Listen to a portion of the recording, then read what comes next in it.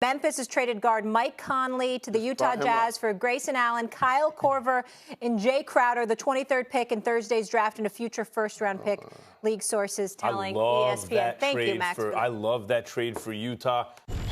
So we were kind of expecting Mike Conley to get dealt at some point before the draft. What's behind this deal for both teams, Woj? Well, for Memphis, David, they're about to draft their point guard of the future, Ja Morant from Murray State. They moved Marc Gasol at the trade deadline last year, and they're ready to head into a rebuild. Mike Conley, with 2 years left on his deal and still in the prime of his career, was a target for several teams, but Utah has been focused in on him really since the trade deadline in February. They're going to lose Ricky Rubio in free agency. They wanted to upgrade at that position. And the idea of partnering Mike Conley with Donovan Mitchell, Rudy Gobert, Joe Ingles, this Jazz team that needed another playmaker, another player who could take some offensive pressure off of Donovan Mitchell, and really one of the great professionals in the league. This is for Utah and their opportunity to move up in the West. He's a perfect fit for them. They needed Gordon Hayward left.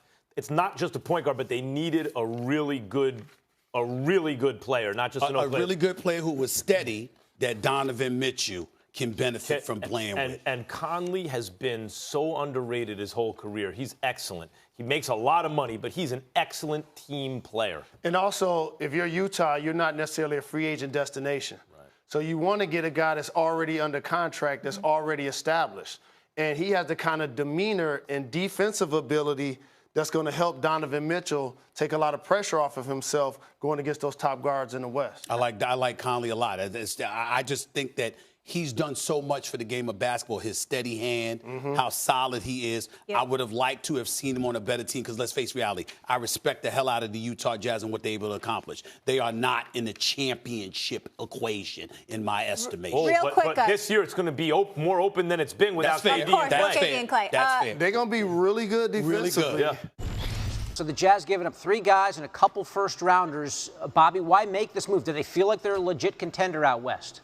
Well, David, I think we're starting to see a little bit of a trend right now, right? We saw the Lakers on Saturday with the Anthony Davis trade, and now we saw Utah acquiring Mike Conley, and they see an opening with, especially with how Golden State with Kevin Durant and Klay Thompson, and how this roster in Utah was. They see this as kind of as a 48 to $50 win team before the trade, and this now gives them an opening, and this is the DNA of this front office. They've always built this team through the draft and trades.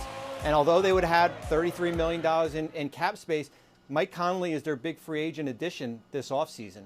Are there dominoes here with this Mike Conley trade, Bobby?